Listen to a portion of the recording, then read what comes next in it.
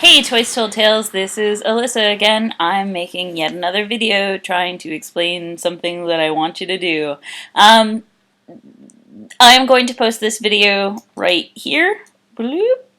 It's being made right this second, so it's not there. I will also send out an email because a video hanging out right here is just going to look a lot like the last video that's hanging out right there, so that's not going to do much at all. But going from this calendar page, I'd like you to be reminded about this project that's been on here. It's due July 1st, the When in the World project. You can click here and access it this way. Another way of doing that is clicking on the drop down. Don't do that. Clicking on the drop down menu, going to When in the World, clicking on this right here. You can see that as I hover over it, your names show up. Everybody's name shows up. But you can click on your name and you'll see your assignment. I'll get into those in just a second. Anyway, this When in the World assignment is a sort of a timeline assignment. Everybody's going to be assigned a work, an event, or a movement that'll help inform our understanding of nihilism and nihilistic thought and the way that art and culture respond to the world. Your job is to examine your assigned thing and email please, a Prezi or a slideshow or something. You can make a QuickTime video like I'm making right now. Something that covers what it is, who contributed, why it was important then, what was happening in the world that contributed to its creation, either the creator's individual world or in the world at large, and why it's important now, both in the context of this course and in the contributions to culture at large. If you are one of the people that has been assigned a larger work like a book, I am not expecting that you read this book in addition to the other work that you have for this class. I know that seems like a bit of a cop-out, but it's okay. You can just see what other people have said about it. I do, however, want you to do more than just a basic Google search. I highly recommend using the databases that you have access to through Plymouth State's library when you're signed into My Plymouth. If that's not something that you either remember how to do or know how to do, please contact me. I can make a whole other video on that. I can help you over Skype. We can do a lot of different things, but please contact me if you need help with the research bit. It's why I'm here. Your presentation will be posted on your page as soon as it's submitted to me via email, so it's due July 1st midnight, the midnight that switches over between July 1st and July 2nd.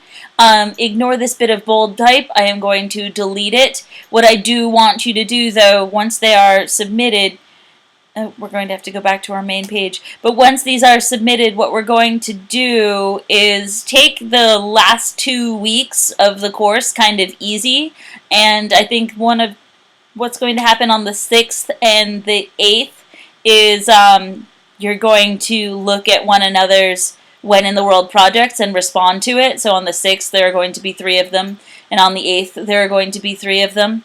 And like I said, these are kind of taking it easy because the final is due on the 17th. We don't have a finals week for summer classes. I want you to have time to get stuff together and really work hard on it if you haven't been working on it already. Again, final project due 7/17. Specs are right here. But going back to the When in the World assignment that's due on the 1st of July, once everybody's stuff is up and like on the 6th, let's say on the 6th we're going to cover Derek's and Jackie's and Kelsey's presentation, you are going to comment on theirs, talking about the questions that their analysis raises for you, connections that the analysis prompts you to make, and any other knowledge that you have that can contribute to the topic. So maybe this is something you've encountered in your travels before, or something that you've heard about, and you can say something to that.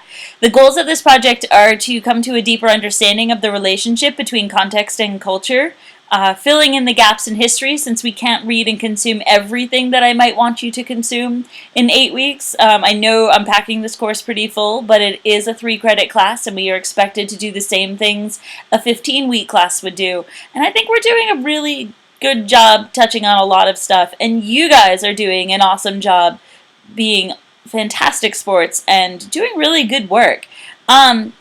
Also contributes to our overall analysis. Are we more nihilistic now, or is this nihilism a part of our cultural DNA?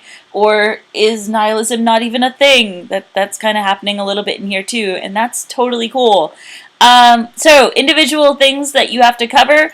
Derek, you've got Watchmen, comic book, not movie, though you can certainly include analysis of the movie as well.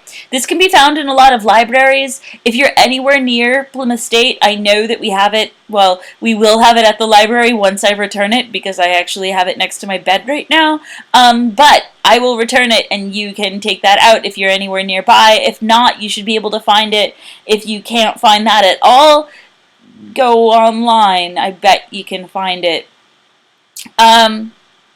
Jackie, you've got The Rite of Spring, which is a ballet and orchestral concert by Stravinsky that premiered in 1913. So find out what happened when it premiered and what does it still mean to us now. It's really, really interesting. Kelsey, you've got The Wasteland, a poem by T.S. Eliot. It is not too terribly long. You should be able to find it full text if you do The Wasteland PDF full text in a Google search. If you can't find it, then let me know. I can definitely shoot you a link. I would check it out. If it's not too terribly long, it wouldn't be a bad idea to check it out, but there's tons and tons of research on this. Kevin, Journey to the End of Night. Really, really neat book. I'm kind of in the middle of my third trip through it right now.